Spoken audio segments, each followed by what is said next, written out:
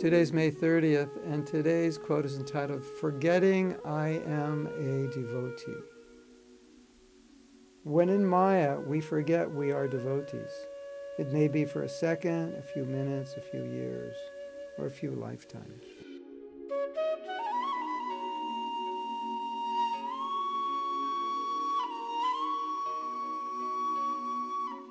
We have this saying, falling into Maya.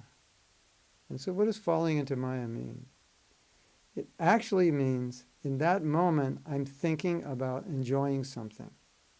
My whole consciousness is now on one of my senses and how I can enjoy that. And at that moment that I'm meditating on what I can enjoy, I actually forget that I'm a devotee. It just, because if I remembered I were a devotee, at that point, if I remember I am a devotee, I couldn't possibly be thinking of whatever it is I'm thinking of, right? So I have to forget I'm a devotee, and then I'm meditating on how I can enjoy this, whatever this is. And I'm just looking at it thinking, this is so enjoyable. And I completely forget I'm a devotee. Like sometimes we have a dream.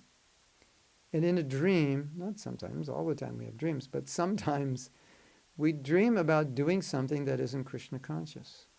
It may be sinful, it may be frivolous, it may not be sinful or frivolous. And we wake up and think, why was I thinking of that? I don't even want to do that. But in the dream, we completely forgot we were devotees. We were just absorbed in whatever it was, and we forget I'm a devotee. So it's the same thing in the waking dream.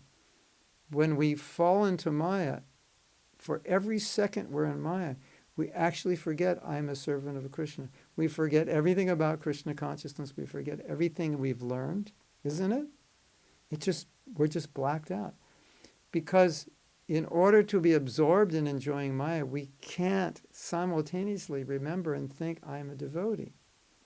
Because once I think I'm a devotee, then my desire, my energy to enjoy, it's finished. So we become overcome.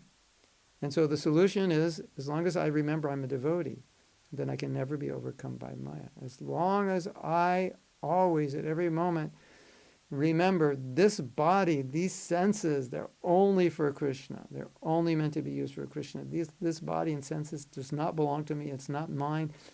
These are not my eyes to look at things that are pleasing. These are not my ears to hear things that are pleasing. This is not my tongue to enjoy sense gratification. These are not my hands to feel soft things for my pleasure. These senses are only for Krishna's pleasure.